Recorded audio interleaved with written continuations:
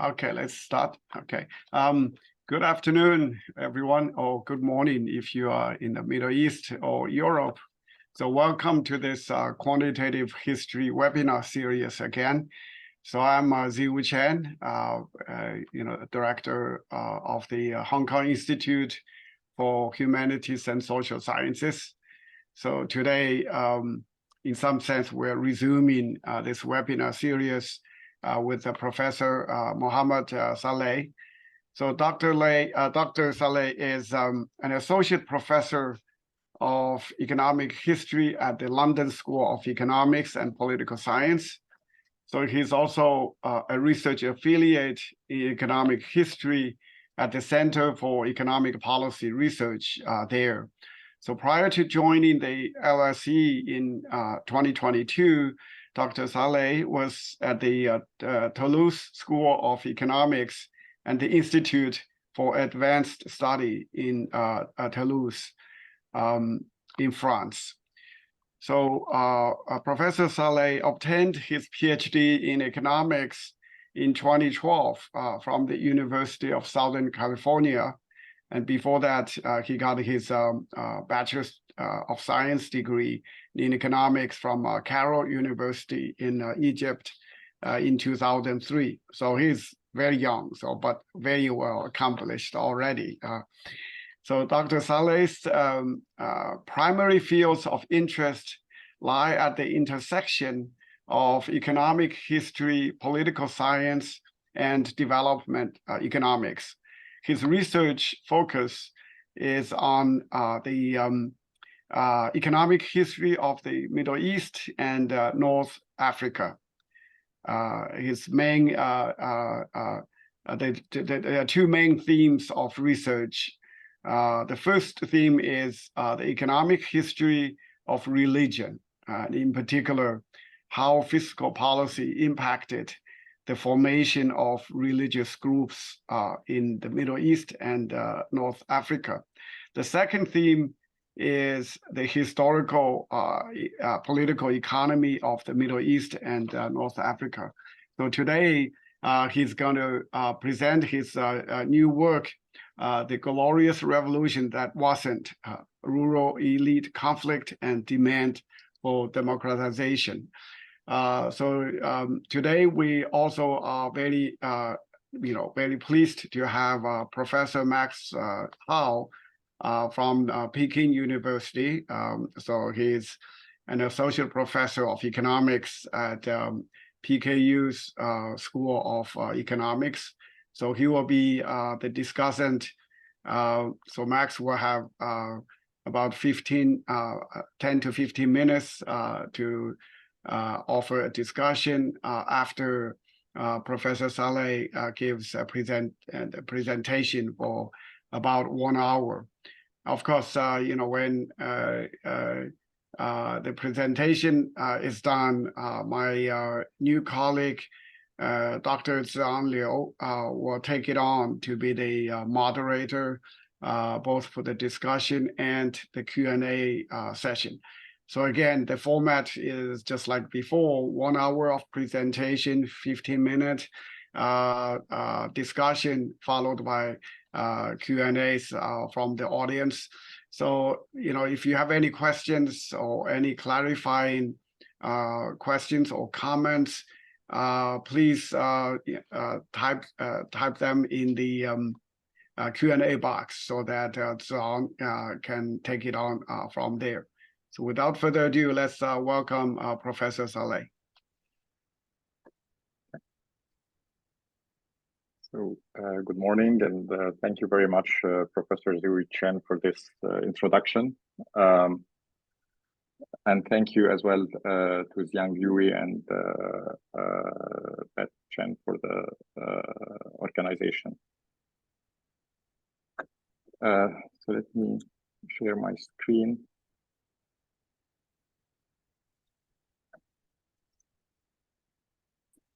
Can you see my screen? Yes, it's good.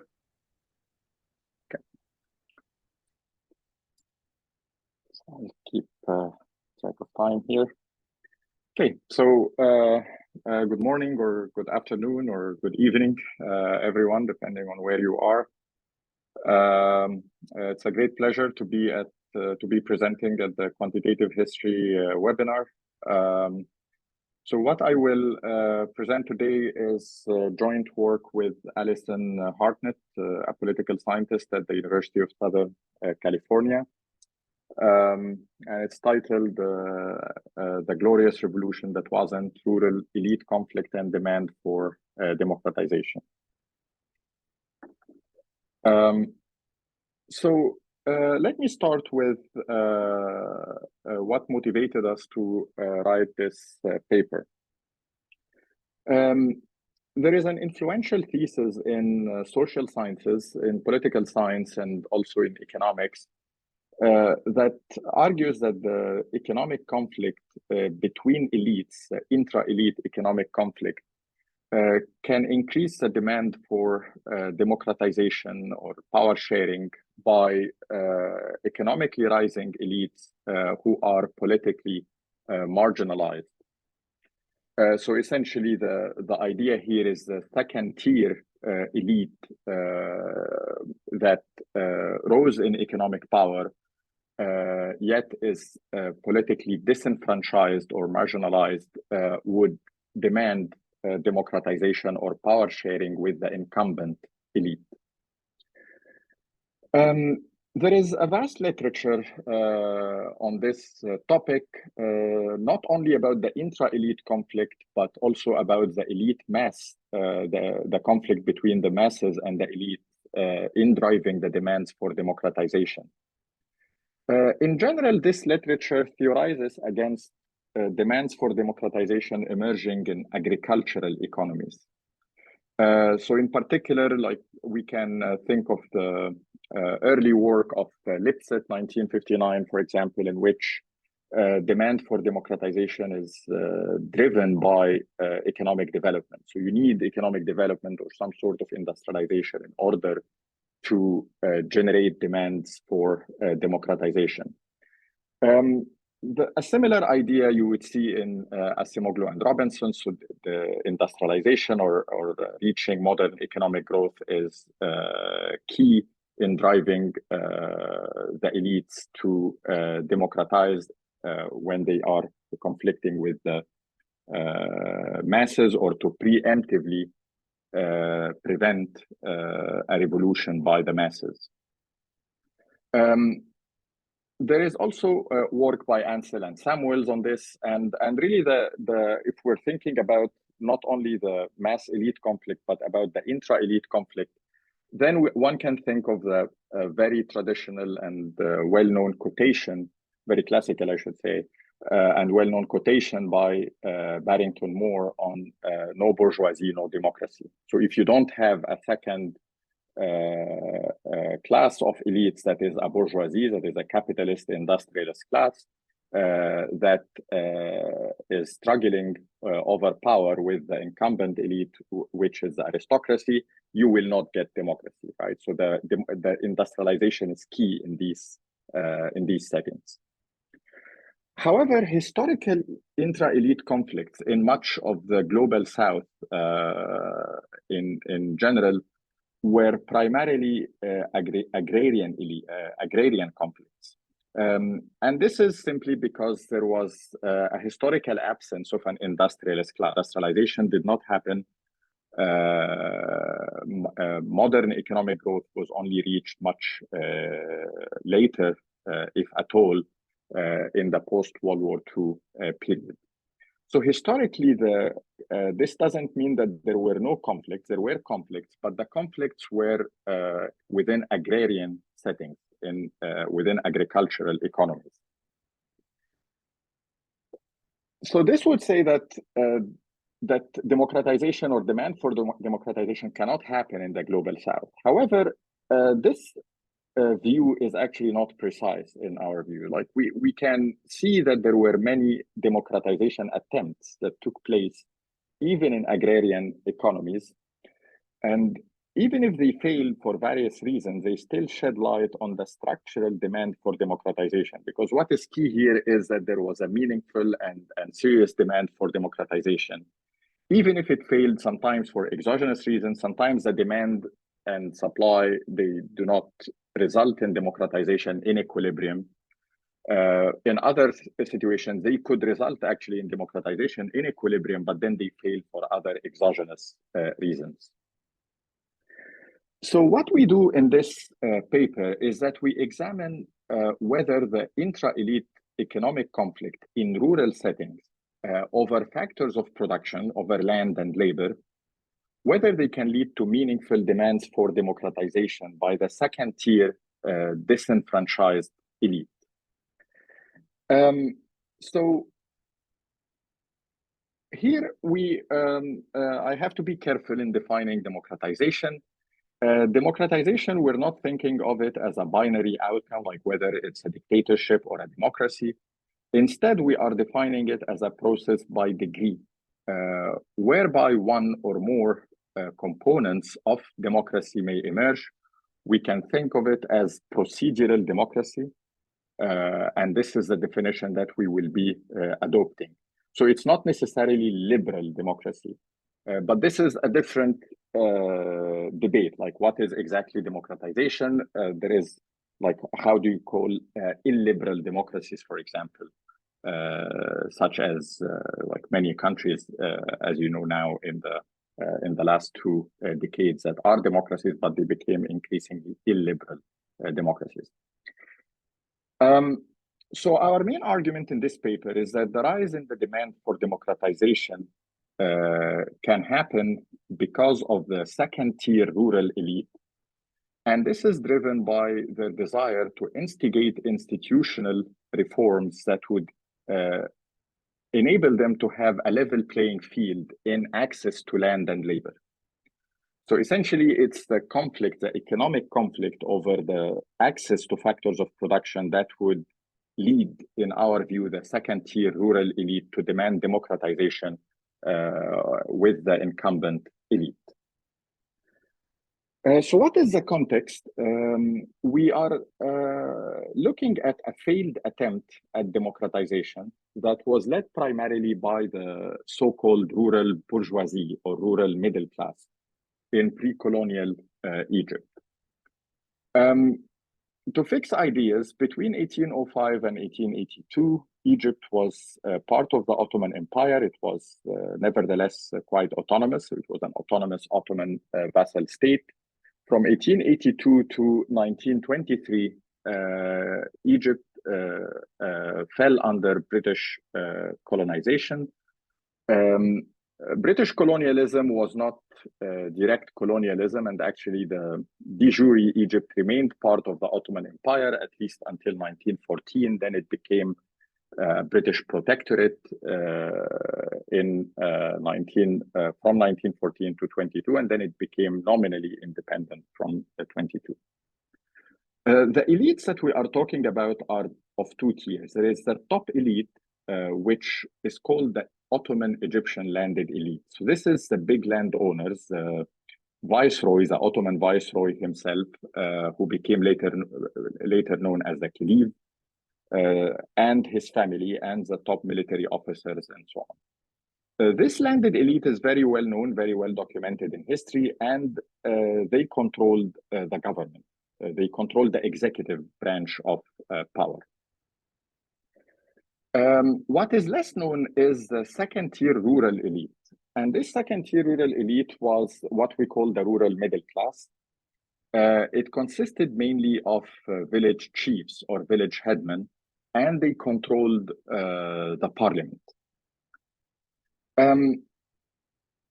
During the cotton boom, the US Civil War cotton boom between 1861 and 1865, both strata of the elite increased their demand for land and labor in cotton suitable areas. And I show that in my forthcoming Journal of Economic History paper about the effects of the cotton boom. A key event, however, happened in 1876, which is Egypt's default on its international debt. And afterwards, there was a political uprising against the Caliph, that lasted from 1879 to 1882. Importantly, there was a draft of a new pro-democratic constitution in 1879.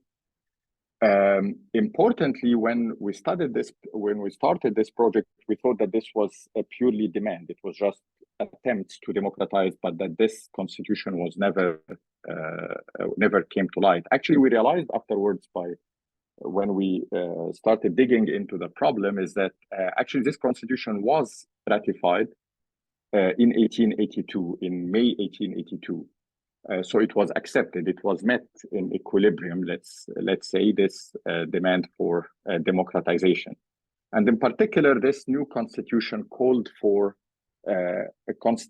parliamentary constraints on the executive. That the parliament has to oversee the taxation, and had veto power and had to approve all things related to budget. In 1882, in July, 2 months after the ratification of this constitution,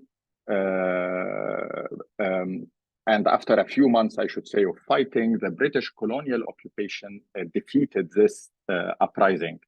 And Egypt fell under British colonialism from 1882 at least to 1922. So let me give you a preview of our main findings. So our main outcome in this paper is the parliamentary demand for democratization, meaning the number and the length, meaning word count, of the speeches of members of parliament that are calling for parliamentary constraints or oversight of the executive. So we're looking at the demand for democratization in parliament. So you should be I should be upfront about this, that in this paper we are not looking at the off-parliamentary demand for democratization. In particular, we're not looking at this political uprising. So this is a parallel or a background event that was happening, the uprising. But what we are focusing on here is the parliamentary demand for democratization inside the parliament.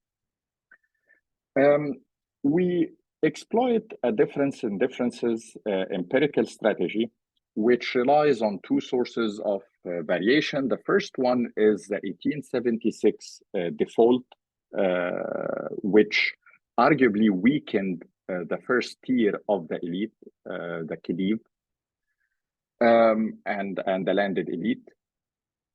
And the second source of variation is the spatial variation in baseline cotton suitability or pre-colonial cotton suitability across constituencies. So the main argument and our main hypothesis here is that in areas in which the intra-elite conflict over land and labor was stronger, meaning the cotton areas, that these cotton areas would witness more demand for democratization, more speeches by MPs calling for parliamentary oversight of the executive. And this would be especially the case after the weakening of the landed elite in 1876 default. What are our findings? Indeed, we find that post-1876, MPs who are from the rural middle class, which I will define precisely throughout the talk,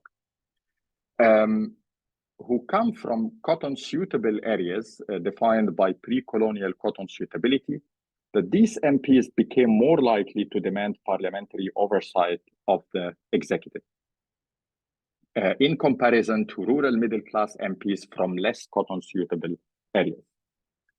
Our main mechanisms, and this is, I have to say, this part is still work in progress. We find evidence that the MP demand for institutional reforms of labor and land, mainly to mitigate the monopolistic control of the state or the landed elite that control the state over labor and land.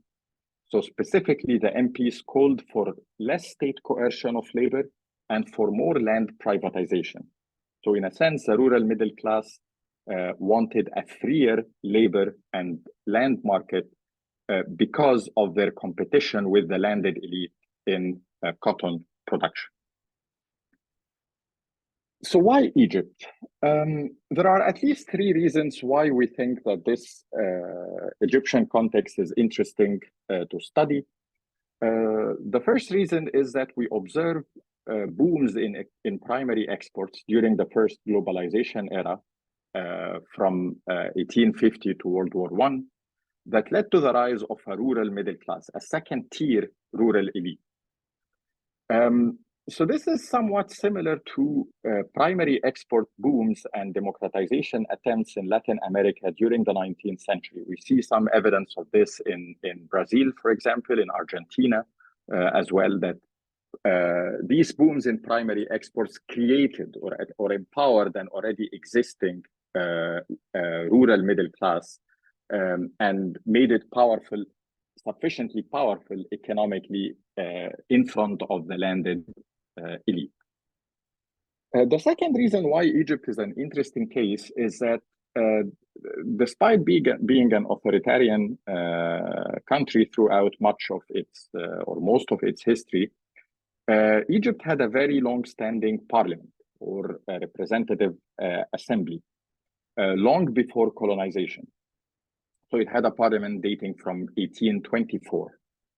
And this provides us with a rare opportunity to actually directly observe and measure the political attitudes of the pre-colonial elites. So we can directly see what the rural middle class MPs were saying and what their attitudes were towards the executive constraints by the parliament. The third reason is that here we have the background is very interesting, the political background. There is a political uprising against the landed elite, the Khedive in 1879 to 1882. We're not just talking here about cheap talk by MPs that they are just calling for some constraints on the executive. No, there was indeed a draft of a pro-democratic constitution in 1879. We have a copy of that survived. And this constitution, as I said, or a revised draft of it, was ratified by the Khedive in 1882. So it succeeded in reaching the ratification stage, and it was about to be implemented. And as such, it sheds rare light in our view on this pre-colonial intra-elite conflict, and that this pre-colonial intra-elite conflict can lead to meaningful democratization. In terms of the related literature, we think that we are contributing to 3 lines of literature. The first one is the more substantive literature on social conflict and democratization. There is a large literature on economic change and the rise of the middle class. This literature is mainly because it's focused on the history of democratization in Western Europe. So in particular, it talks about the urban middle class or the urban bourgeoisie. The second is the elites versus masses literature, which I talked about in the beginning. So here the idea is that the masses can impose a threat on a unified elite, and this can lead to democratization given by the top elite. So it's essentially top-down democracy. The third is the intra-elite conflict, and this is the third line of this literature is what we are. This is the main literature that we are contributing to, which is on intra-elite conflict. Again, we are the first paper to our understanding that theorizes and examines empirically this intra-elite conflict in rural settings, and that it can lead to democratization in the global south. The second literature is more methodological or data literature, which is essentially the text analysis of parliamentary speeches. There is a large literature on parliamentary roll calls in various countries. So this is a huge literature, of course, in American politics, also in Western Europe. There is a smaller body of literature that does sentiment analysis of parliamentary speeches, not roll calls. So this can happen because either of the absence of roll calls, which is our case, or because the parliamentary speeches still give you probably more nuanced information and more detailed information about attitude. This literature that does the sentiment analysis of speeches, especially before 1900, is quite small. It's largely confined to North America and Europe. We are among the first, and I believe we are the first historically to conduct this text analysis of parliamentary speeches in the Middle East and North Africa, and in autocratic and in any autocratic setting outside North America and Europe. The third literature is more historical, and this is related to the large scholarship, the large body of scholarship on Egyptian rural conflict and parliament. There is a huge literature on the agrarian conflict, also large literature on the Egyptian parliament. And our paper is the first to empirically investigate how this agrarian economic conflict translated to a parliamentary conflict. And as I said, this is the first paper that digitizes and analyzes the Egyptian pre-colonial parliamentary minutes. So let me now move on to, after this introduction, let me move on to the historical context, and then I will discuss the data, and then the text analysis and the empirical analysis. Let me give you some background on the rural intra-elite economic conflict in Egypt. So in 1861, the US Civil War erupted, as you all know. And when the US Civil War erupted, there was this the blockade by the Confederacy states to stop exporting cotton to Britain. And this led to a cotton boom. It's actually known in the literature as the Lancashire cotton famine, metaphorically, from the viewpoint of textile factories in Britain, because there was a sharp shortage in cotton. This led to a boom in cotton prices. The main beneficiaries of this cotton boom were Egypt, India, and Brazil, or I would say in order, India, then Egypt, and Brazil. So these countries, especially India, replaced the US as the main cotton producer. Egyptian cotton, however, was of much higher quality than the Indian cotton. So it secured a stable share in the total global output of cotton. As a result, Egyptian cotton production and exports quadrupled. And interestingly, it remained high even after prices subsided, even after the end of the war. Why is that? There are various reasons. The most important is that Egypt really had a comparative advantage in cotton, not wheat. The Egyptian cotton, as I said, was of very high quality. It was the only, in terms of quality, it was the closest substitute, or the only one that can really compete and substitute for the US, for some variant of the US southern cotton. This led to a transformation of the Egyptian economy into an export cotton economy, and cotton became capturing about 80%, and in some years 90% of the total exports. And this remained as such until the 1970s. So we're talking about 1 century exportation of cotton. The cotton boom led to a rise, this is less known, it led to a rise in the demand for labor by both the landed elite and the rural middle class. Why is that? Because cotton is a labor-intensive commodity.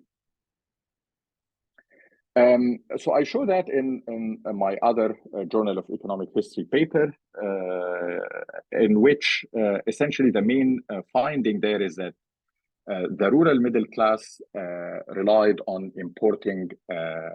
So essentially the landed elite had state monopoly over the coercion of local labor, so it increased its coercion of local peasantry. This led to a shortage in local labor because these workers who were coerced by the landed elite were taken out of the labor market. Hence, the rural middle class had to rely on another source of labor, and this led to a rise in imported slavery from Sudan. So this is essentially the rise in the demand for labor that took place. However, in 1877, slavery was abolished. And this arguably led to a shock for the rural middle class that relied on cotton and pushed them even more to demand less coercion by the landed elite. The second aspect of the historical context is the parliament. Egypt had a long-standing parliament since 1824.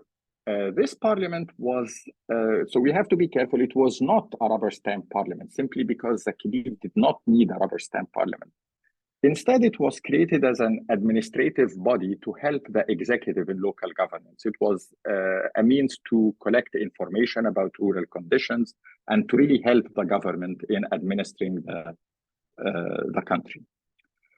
We are looking here at 5 parliamentary cycles, the first from 1824 to 37, and then there was a gap in parliament, it was dissolved, but then in 1866, the parliament came back to life, and then we are talking about 4 pre-colonial parliamentary cycles between 1866 and 1882.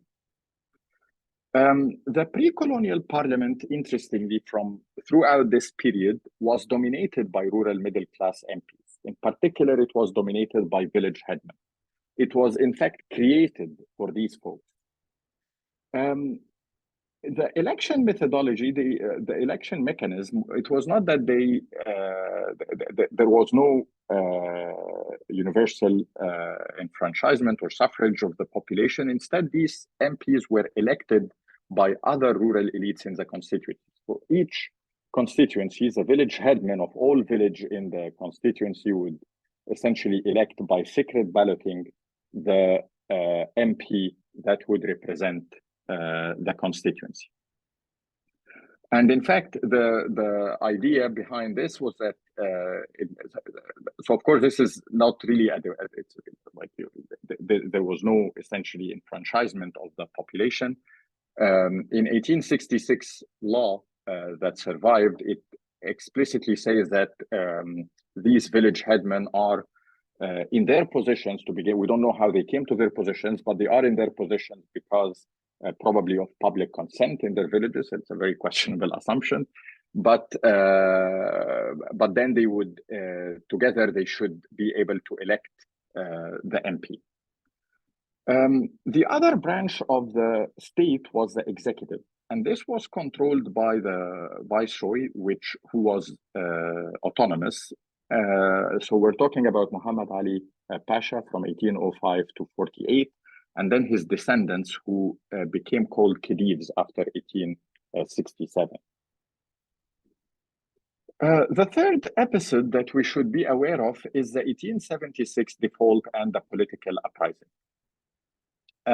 Egypt defaulted on its international debt in 1876. Why is that? Because of the high spending by the Khedive. Suez Canal itself played a role in this default.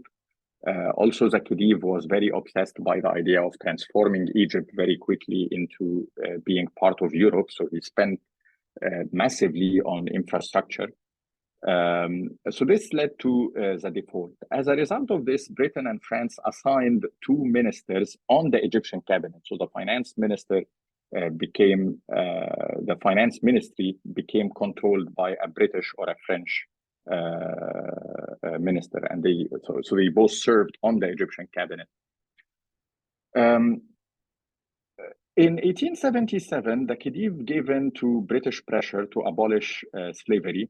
And as I mentioned earlier, this mainly hurt the rural middle class who were the slave owners. There was a draft this was a period of turmoil. So in 1879, a new constitution was drafted, and it put constraints on the executive, especially in spending, and this was a direct result of the default in 1879. And then there was this uprising against the Khedive in 1879 that lasted until 1882. It was led by Colonel Rabi, a military colonel. He himself was a son of a village headman. However, the Urabi uprising itself, which we do not study in this paper because, as I said, this is off parliament, was essentially was based on a broader cross-class coalition. So it was not only the village headman or the rural middle class that led the uprising, it was actually quite broader. Importantly, the uprising was defeated by Britain militarily in 1882. So this is the timeline of the political uprising or of this period. So here we have the Khedives. So this is Khedive Ismail from started from 1863 up to 1879, and then followed by his son Tawfiq. Here we have the parliamentary sessions. So we have the second session from 66 to 69, and then the third and fourth, and then the last one in the pre-colonial parliament in 1882. The key events are the debt default in 1876, the Anglo-Egyptian Convention for Abolition of Slavery in 1877. In 1879, there is a promulgation of the draft 1879 Constitution. There is a very interesting conflictual parliamentary session that took place on the 27th of March, 1879, in which the MPs refused and rejected to be dissolved, that the parliament be dissolved by the Khedive. Then in 1882, there was the ratification of the Constitution. It's not on this figure, but then in July 1882, there was a British military occupation. Let me now move on to the data. So we are capitalizing on various sources of data. The first one is members of parliament data sets. So we have data on the universe of MPs from 1824 to 1882 that we gathered from Sobhi 1947, sorry. So this is a published book by the head of the parliamentary archives, who published the lists of the MPs. So we have the names of the MPs at the MP chamber and parliamentary cycle level. During this period, the chamber does not matter because it's a unicameral parliament. But after 1882, which we do in other paper, it became bicameral. That's why the chamber is important. We have various variables in this data set. We have the name, the constituency, the occupation, whether the person is elected or appointed, because there were a couple of positions, especially the Speaker of the House, who were appointed by the Khedive. We have information on whether or not the MP completed their mandate and the reason. So, for example, if an MP died or so. We created unique identifiers for the MP and dynasties by matching names across chambers and parliamentary cycles. We were able to track MPs and dynasties over time. This is the social class composition of members of parliament. So you can see this is the number of MPs, right? So the first one in 1824 had about 150 MPs. Afterwards, it fell the number to around slightly less than 100 or a bit less than 100 in 1866, about 80. And then it stabilized around 100 or a bit below afterwards. But the striking feature of the pre-colonial parliament is that it was dominated by the rural middle class. So how we define, so this is the red here is the rural middle class. There are a few from the aristocracy, from the landed elite, but they are really very, very few because the parliament was not, as I said, created for them. They had the cabinet anyways. They had the executive. And then the green is the urban middle class. These are the merchants and so on. How do we define the rural middle class? The rural middle class are MPs in rural provinces whose occupational titles, we have information on the occupational titles, indicate that they are either village headmen, the vast majority, or, for example, for a minority of them, that they are some of the merchants in the village or the wealthier peasantry in the villages. And we do also use the honorific titles for the social class composition. So, for example, these rural middle class MPs would have the title Sheikh. Sheikh here is not in the religious sense, it's in the secular sense, as the village headman in Arabic was known as Sheikh al-Balad.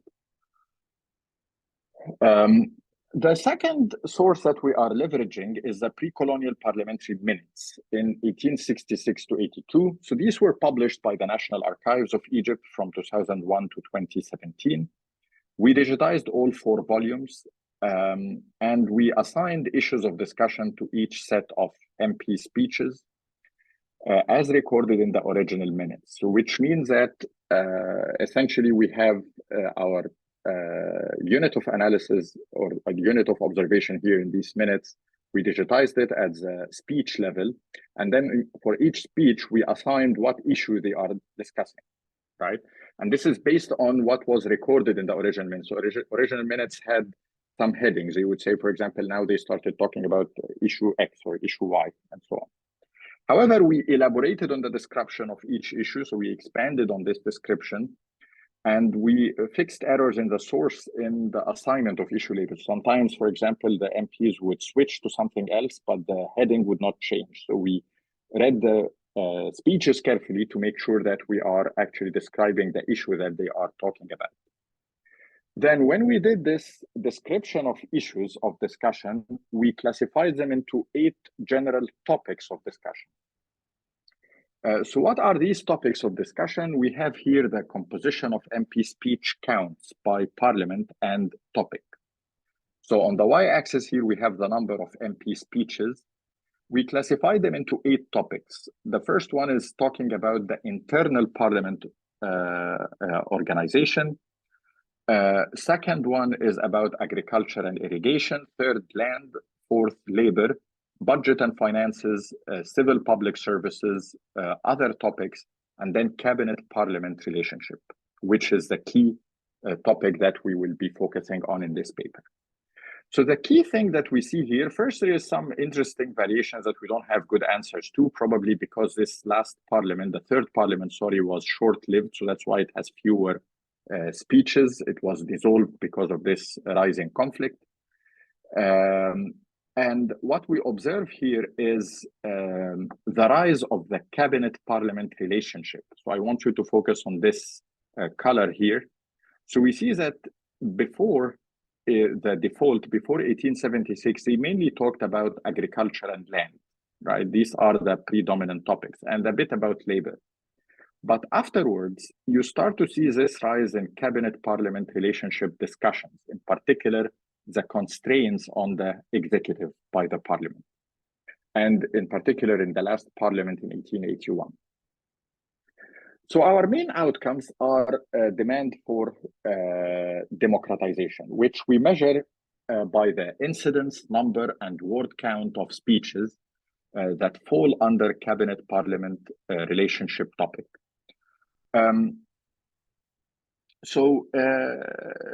All issues of discussion that they discussed under this topic, and we have the detailed topics in the appendix, called for parliamentary oversight or constraints of the executive. So that's why we measure the MP demand for democratization by this topic, by cabinet-parliament relationship. We then classify the following conflictual or politicized general topics, which are land, labor, budget, and finances, civil public services, into subcategories to make sure that we are capturing the right label. So in land, we look at private property rights on land, land tax, and others. So these are the 3 main topics. In labor, they were mainly talking about state coercion of labor. Budget and finances, they are mainly talking about government budget. Civil public services, they were mainly talking about decentralization. We then, and this is work in that we are still working on improving, we manually assigned an attitude to each MP speech under these conflictual general topics, okay? And to define this attitude, we defined it relative to a baseline, which is the status quo of the issue of discussion. So let's say they are talking about the land tax, for example, then the pro-status quo would be keeping the land tax rate as is. A reformist attitude would be reducing the land tax rate, and a procedural attitude would be, for example, saying that we cannot decide by ourselves, but we have, for example, we cannot decide by ourselves, we cannot decide right now, but we need, for example, to consult with the minister. So this would be a procedural speech that doesn't have a political attitude. These are the three attitudes that we assign to each MP speech. Then after this manual processing, we did attitude coding validation by text analysis. So we limited our sample to the minutes to MP speeches only. So we have about 1,200 MP speeches across these 4 parliaments. We then did the standard things, removing the stop words, normalizing orthography of the Arabic texts. And stop words was particularly a bit challenging to do because of the context. We relied on not only on the commonly used internet libraries, but we had to introduce some stop words based on our knowledge of the context. Then we did intercoder reliability to validate that our coding of MP attitudes is consistent. So we assess the intercoder reliability for our attitudes variable. In particular, what we did is that we have a simple binary variable that equals 1 if our data coders identified a given matter issue as political or contentious topic issue. So this would be the issues that fall under the topics I described, the cabinet member relationship, cabinet parliamentary relationship, and then the labor, land, budget and finances, and civil public services. And then looking at this categorical variable that codes whether a speech is pro-status quo, procedural, or reformist. So what we did for the intercoder reliability validation is that we took a random subset of 100 MP speeches, and we did independent coding of both the binary variables and the detailed variables, the categorical variable here about the attitudes, and the binary variable that codes them as political or contentious. And then we compared the original coding and the validation coding for this subset of 100 MP speeches to the original coding to calculate the Cohen's kappa, which is a measure of the agreement between the coders. And essentially, a score of 0 indicates no agreement. A score of 1 indicates perfect agreement. In general, interpretations vary, but the convention that anything above 0.80 is high agreement. And we find that our score is about 0.84 for the binary variable and 0.81 for the categorical variable. So this gives us some confidence that our human coding is consistent. We then did supervised machine learning, and specifically, we explored how well supervised machine learning would be able to detect the politicized speeches using the binary variable, whether it's contentious or not. So in the data set, about 860 speeches are labeled as contentious, 388 are labeled as 0. So we split the data into a training data set, about 998, and the test data set of 250. And then we fit the model on the training data set, and then we calculated the average accuracy score using basic machine learning models. In general, we find high average accuracy. So the test set, we were able to predict quite reasonably the binary variable, whether it's a politicized speech or not, based on the training set. Finally, our main regressor is the pre-colonial crop suitability. So we measure baseline cotton suitability at the district level, roughly the constituency, by cotton yield per feddan, which is about an acre during this period, in 1877, based on the statistical yearbook. So this is pre-colonial cotton suitability. We then controlled for the yield and area cultivated of wheat, barley, and beans in 1877. We also use the FAO-GIZ cotton suitability under irrigation as a robustness check in progress. So we produced these results, but they are not yet here in the paper. Let me now move on to the main findings. So regarding the parliamentary discourse and intra-elite conflict, we first generated word clouds for each parliament to capture the most frequently used terms in MP speeches. So the larger the font would indicate, the higher the frequency. We chose maximum number of words to be 75, and then we will list now for the top 10 words, essentially, under each word cloud by parliament. So this is the first parliament. Of course, this is in Arabic. the 1866 to 69 parliament, you can see the top 10 words here. They are landed estates, agriculture, parliament, pasture, decontamination, countryside, people, director, department. If we move on to 1870 to 1873, the top 10 words are landed estates, parliament, water, labor, agriculture, corvée labor, directors, work, side government.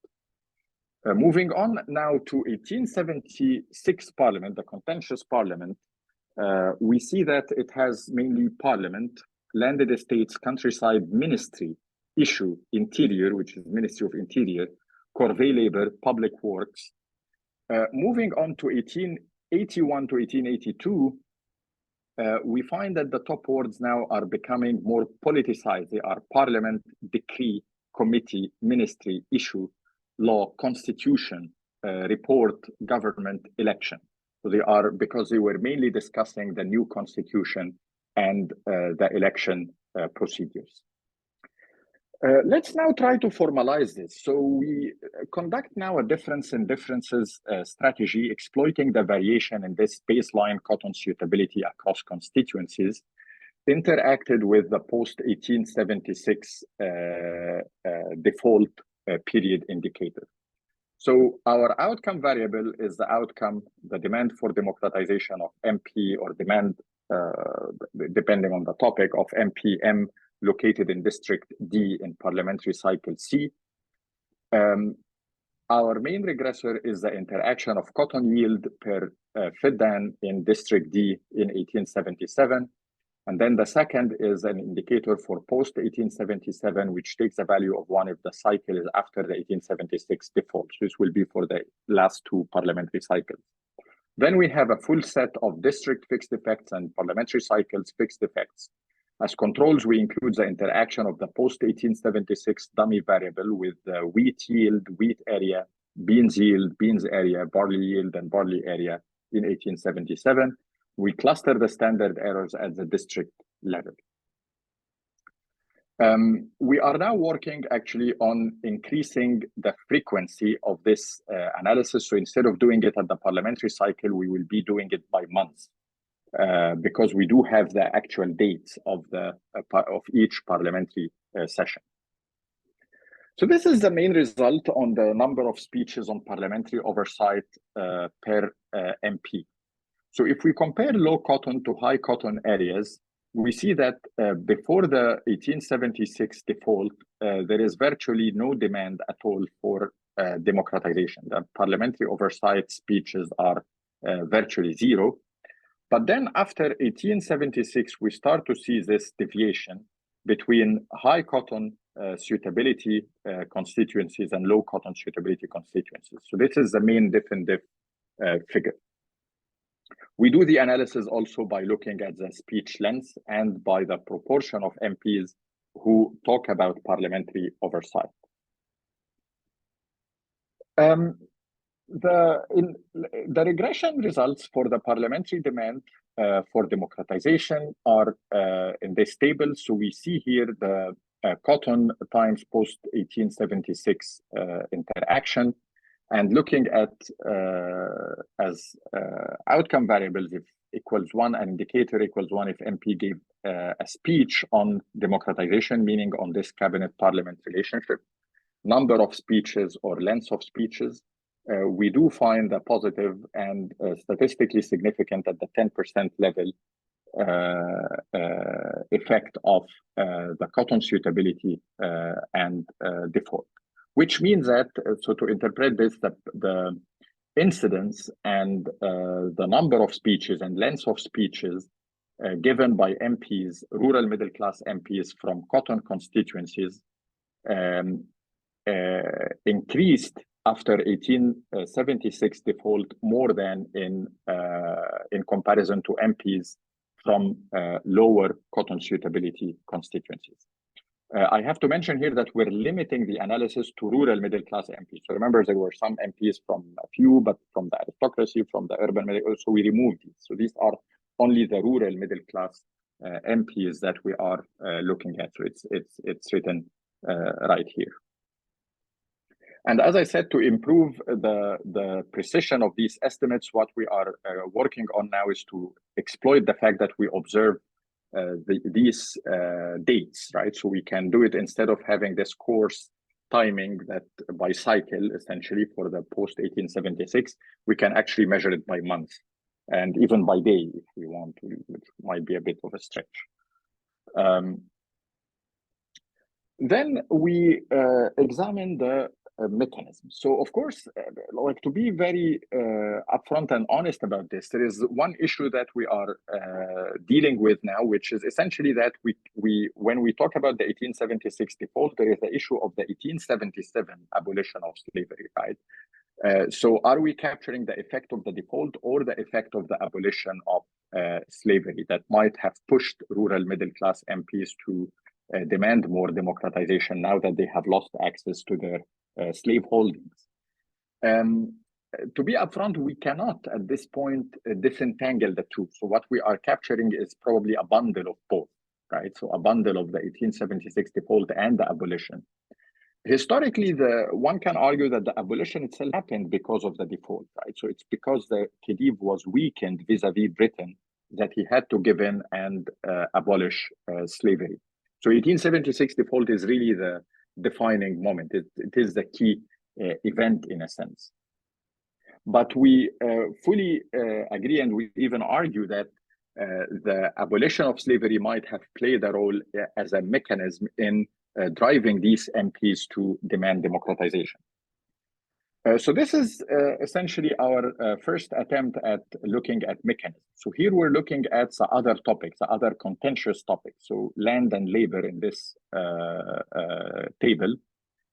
So did parliamentary demand for institutional reform, in particular with respect to land and labor, increase after the Egyptian 1876 default or not? So here we are categorizing it by subtopics. So land, we remember we have private property rights on land, and then we have the land tax, and then we have other. On labor, we have the state coercion, and then other. And then within each, we have these attitudes, whether they are reformist, procedural, and what we find is that there is some increase in the MP speeches, the number of MP speeches regarding private property, although they are procedural, but still they talk a lot about private property. The reformist one is also positive, but is noisy. Again, all these problems hopefully will be resolved. All these statistical power problems will be resolved when we exploit the higher frequency of the data. And then on labor, we find that there is a positive and statistically significant effect on state coercion with reformist. So this is essentially speeches that were calling for less state coercion, less corvée labor by the state of the peasantry in their constituency. So we argue that it is essentially the demand for this reform, the demand for access to factors of production, land and labor in particular, the fact that the rural middle class MPs wanted, or the rural middle class more generally, wanted to have a level playing field with the landed elite in the production of cotton, that they wanted more privatization of land, that they could compete with the state, and they wanted less state coercion of labor, that they have access to wage workers. Now, the reason we say that the abolition is also a mechanism is probably because this higher demand for state coercion, for less state coercion, might be driven by the abolition of slavery. Now, as a as another step, we also look at other institutions. Did this result in, did they start talking also about budget, about public services, about other political topics apart from the executive constraints? We don't find any meaningful effects in this table, which is quite reassuring to us in terms of mechanisms and in terms of understanding the what is essentially whether we can really interpret the 1876 default as causal in driving the demand for democratization. So they were mainly concerned about factors of production, about land and labor in particular in our interpretation. So our next steps are as follows. First, we are working on, so right now we have done the validation of the binary variable, right, of whether it's a political or contentious topic or not.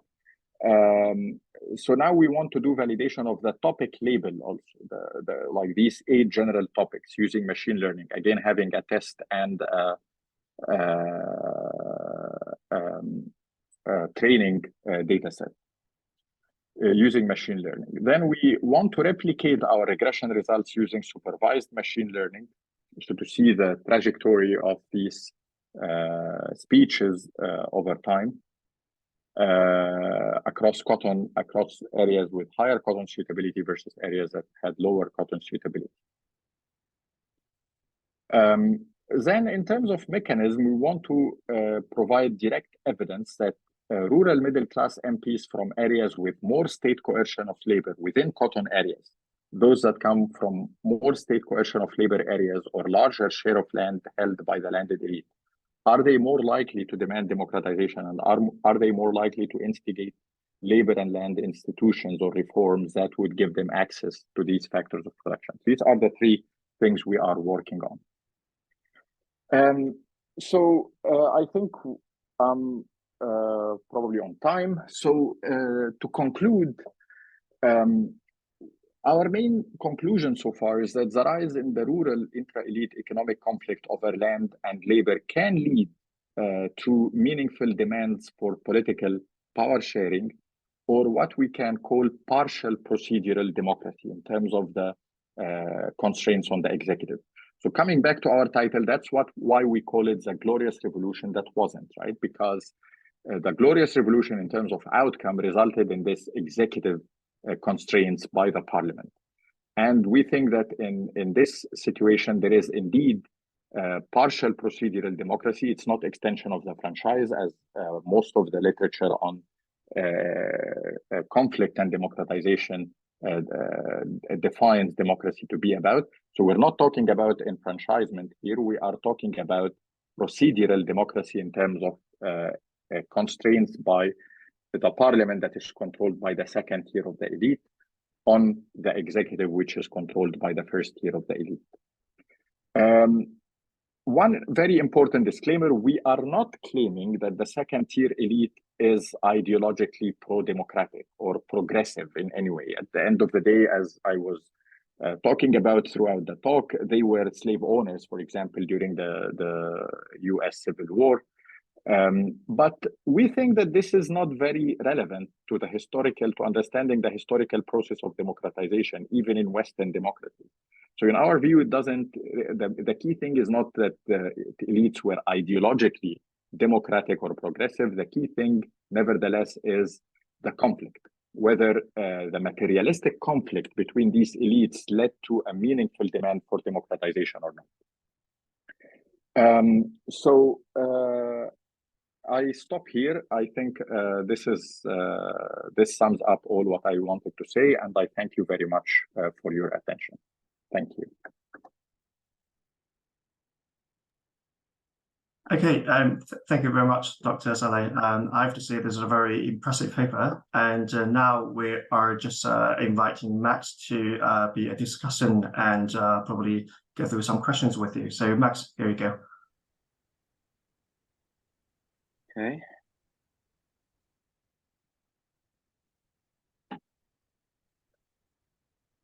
Can you see the screen? Yep. Yes. Okay. Thank you for having me. So this paper have done an excellent job. Talking about a very important motivation or driver of democratization in global South. That is the rural within elite conflict. So in literature, we always see almost all European-based studies focused on conflicts between incumbent landed elites versus the rising urban elites. So this paper do bring us a very important thing.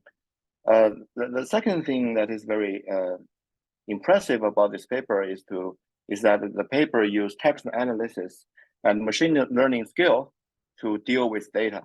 And I'm impressed with the intercoder reliability test, which can be used in my own study. So my discussion will be 3 parts. I will start by raising up some alternative framing, which could be tested or falsified or reconciled with current story. And then I will talk about some questions and suggestions on empirical specifications. And then I will give some thoughts on the further contribution to the literature.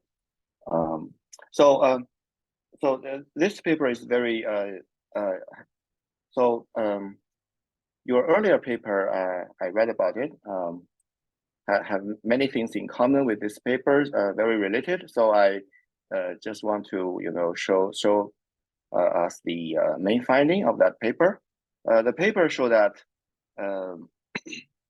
cotton boom in the U.S. Civil War increased both traded slavery among non-elite landholders and non-traded coercion of non-slave locals by the elites. So the key thing here is the abolition of slavery in 1877 after the British takeover of the Egyptian public service. That not be correct. Anyway, the abolition increased the cost of labor for non-elite landholders, but left the elites' non-traded coerced labor intact. So the village leaders, the village headmen actually suffered from the abolition of slavery because they have higher cost of hiring labor from a slave labor market. So have that in mind. I want to bring up 2 alternative framing. In this paper, the author argues that 1876 default is a vital point because after that there was a foreign takeover of public policy. There was a physical austerity followed by popular and parliament resistance to the catalyzed regime, and then more demand for democracy, and more so in high cotton districts. So I'm a little confused. I'm not quite sure I get that there was a little gap in the chain of logic. So how does physical austerity leads to demand for democracy? Is that because there was a popular resistance to the regime, and the parliament members see greater opportunity to fulfill or realize their appeal by seeing there was lower collective action costs, something like that. I'm not quite sure about that, but you might be thinking about an alternative story. You also mentioned in your presentation, it might be the 1877 abolition of slavery. As you said, the abolition increased the cost of labor for non-elite landholders, so which means they have more incentive to plea for the constraint on the executive and the fewer coercion by the elite on free labor. So you might want to testify or falsify this alternative story by using the following specification post 1877 times the share of slave labor. I believe you have the data on that. Or alternatively, you can use the share of slave labor as a heterogeneity test or something like that. That's the first suggestion. The second one is that you mentioned that rural landed elite had access to state violence, and hence they coerced non-slave locals, whereas rural middle class had access to money and market, so they coerced traded slaves. They hire or coerce traded slaves. So, but the paper or the earlier version of the earlier paper did not mention that whether the state could also coerce non-slave locals to public service at a local level.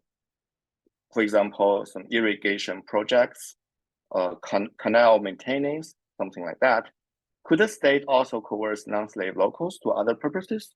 If that's the case, then it might be the state versus local conflicts instead of within rural elite conflict. The story might be like this.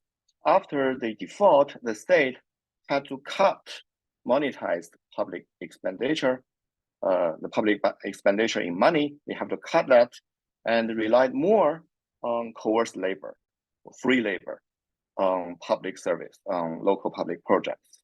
If that's the case, in addition, the village headman might not be only the employers of labor, but also community leaders.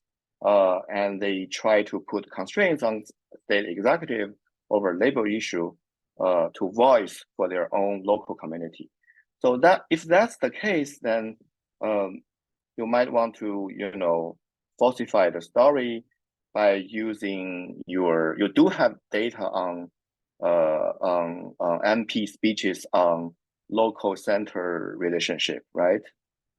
You do have that data, so you can use that data to falsify this alternative story.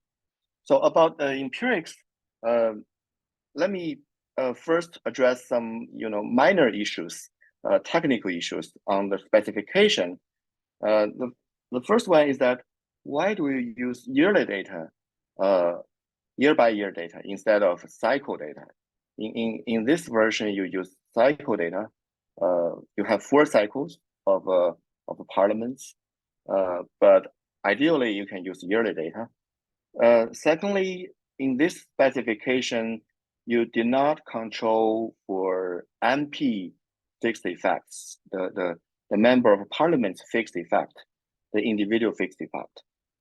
Secondly, you did not control the interaction between cycle fixed effect and district fixed effect.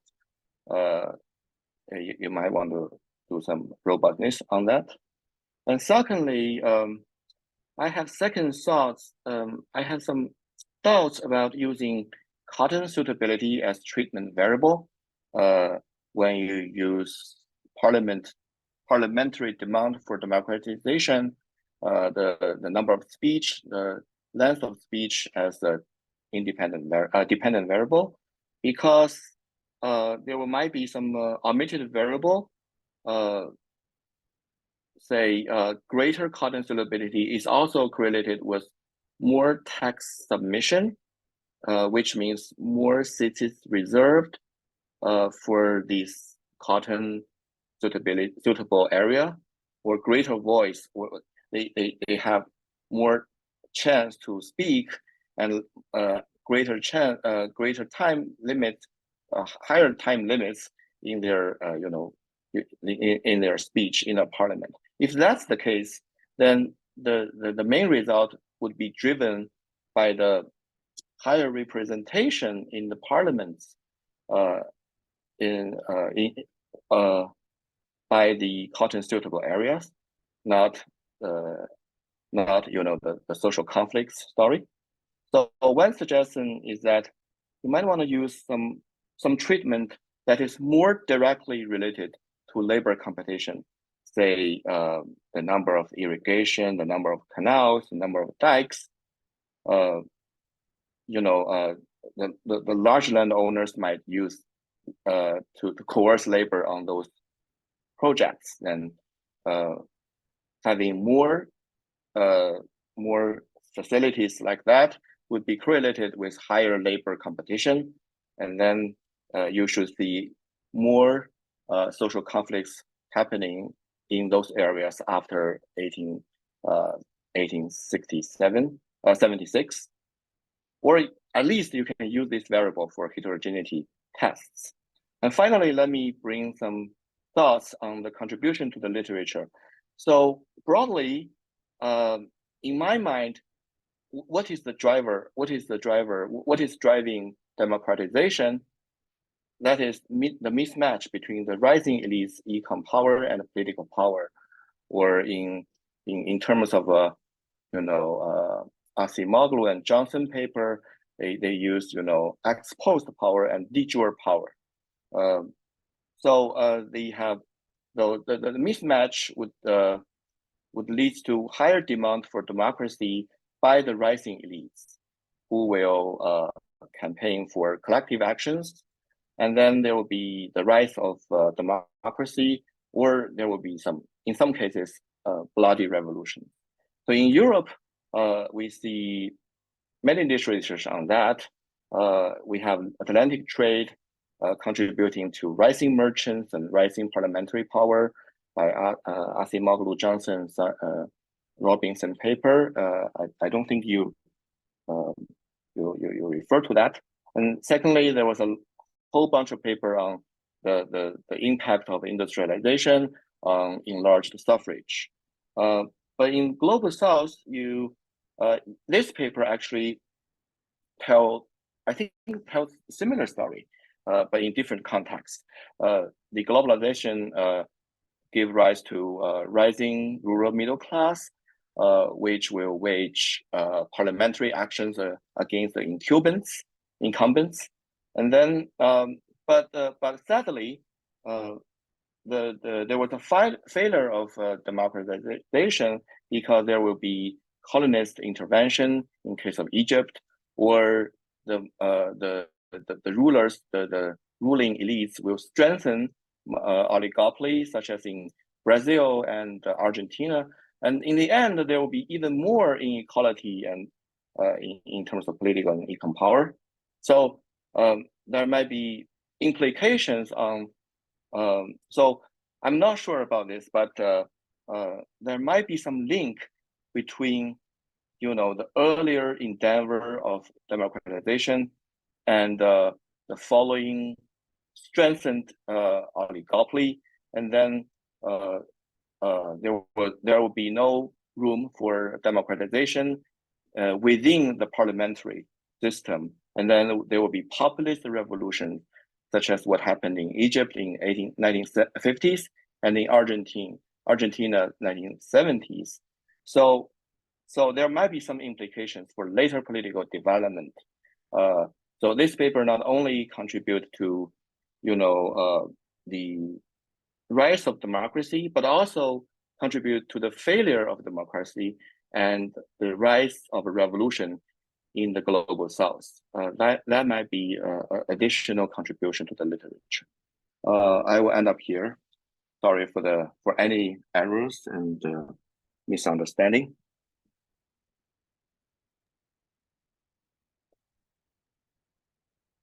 And yes, so Mohamed, do you want to just give a quick response to Mac's comments, probably just in like say 5 minutes, then we will open up the Q&A session to the online audience. Yes. So thank you very much, Max, for these comments. These are great comments. I really thank you for that. And they are super helpful in writing the new draft of this paper.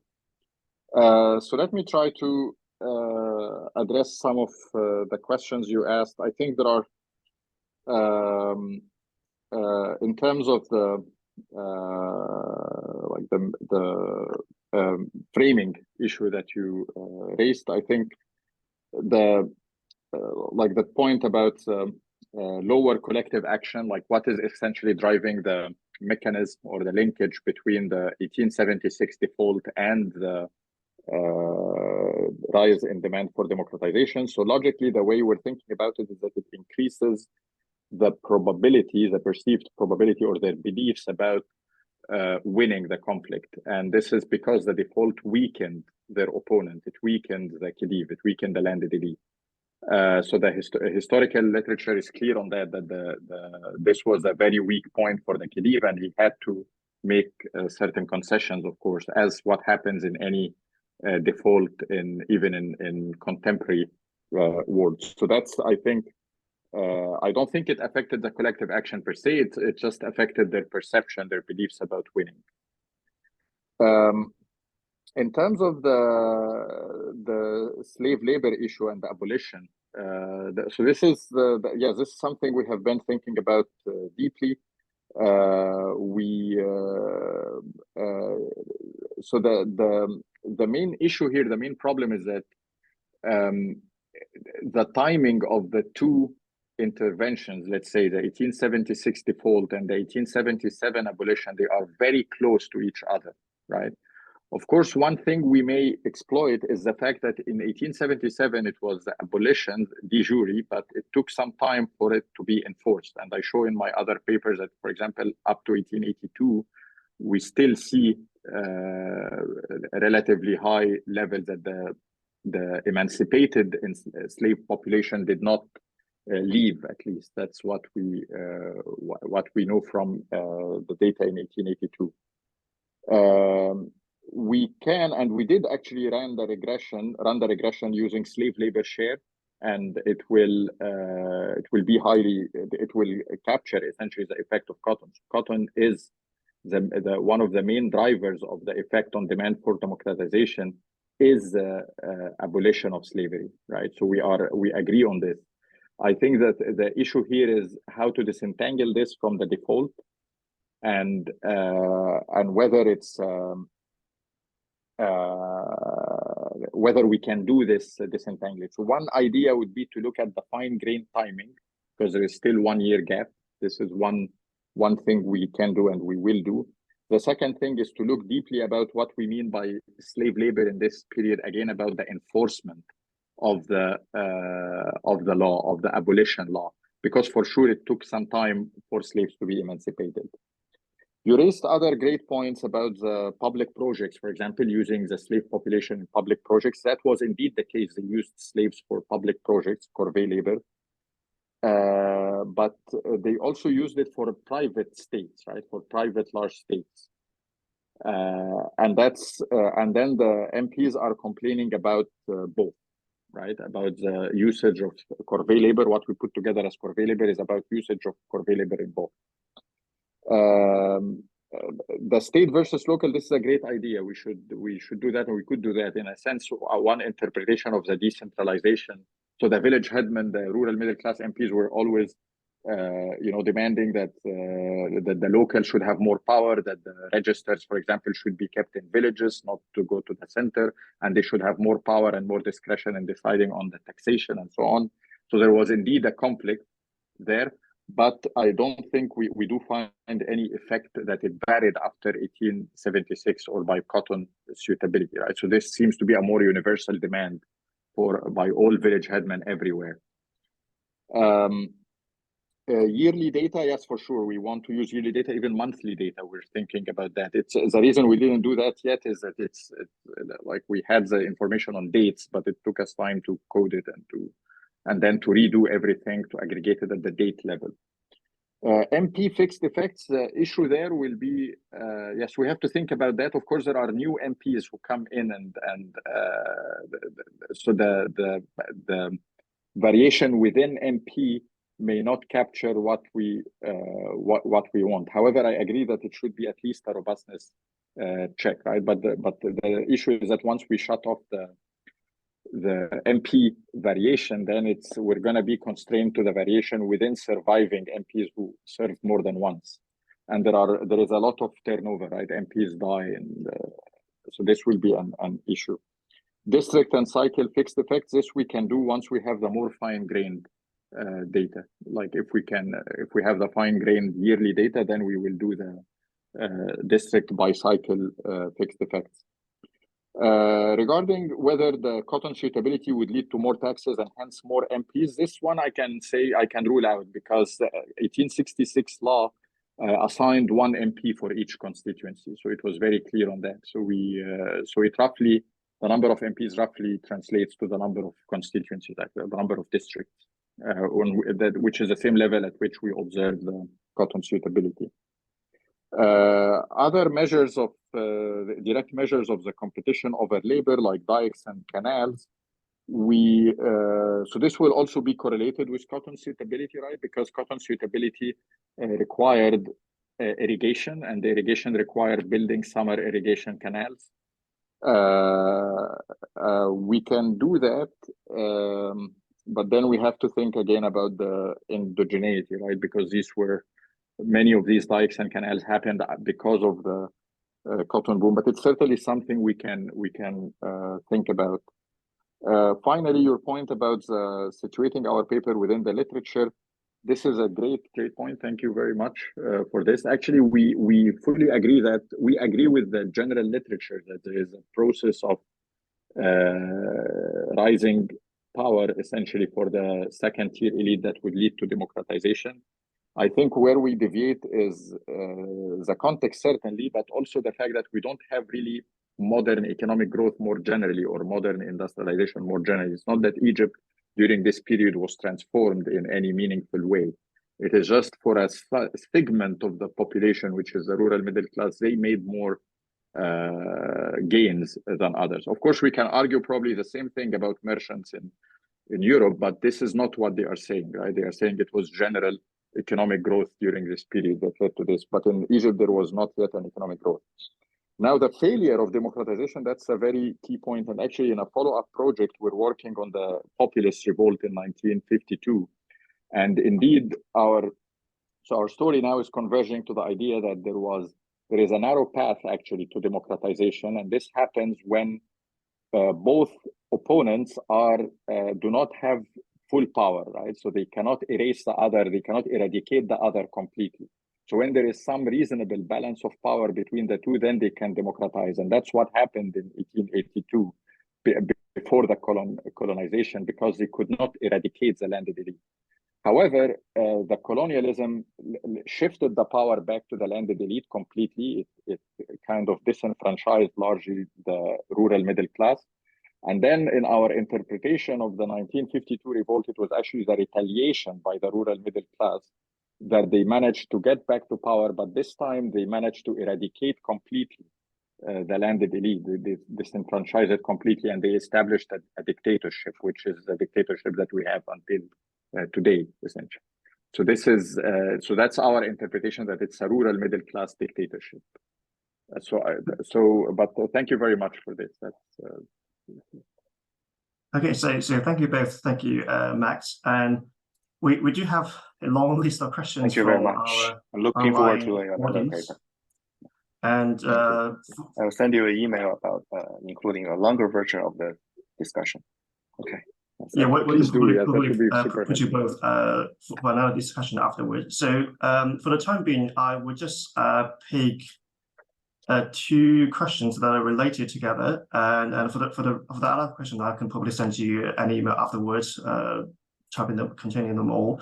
So the first question comes from David Mitch. The rise in global. I'm not sure whether you can see the questions from that Q&A. Yes, I can. Yeah. So the first question from David Mitch: the rising global demand for Egyptian cotton should have boosted the value of more cotton-suitable land in Egypt, and this in turn should have led to efforts to raise land rents and land taxes. Wouldn't this have been a further source of conflict between the higher and middle level of elites? And I think there's another question following up David's comments by Yu Sasaki. So following David's comments, can you tell us a bit more about what those reformists demanded more specifically in terms of reform, such as more secure property rights or a greater access to the trade routes to accrue rent? So yes, so probably you can give a quick response to these two related questions first. Sure. So thank you very much for both questions.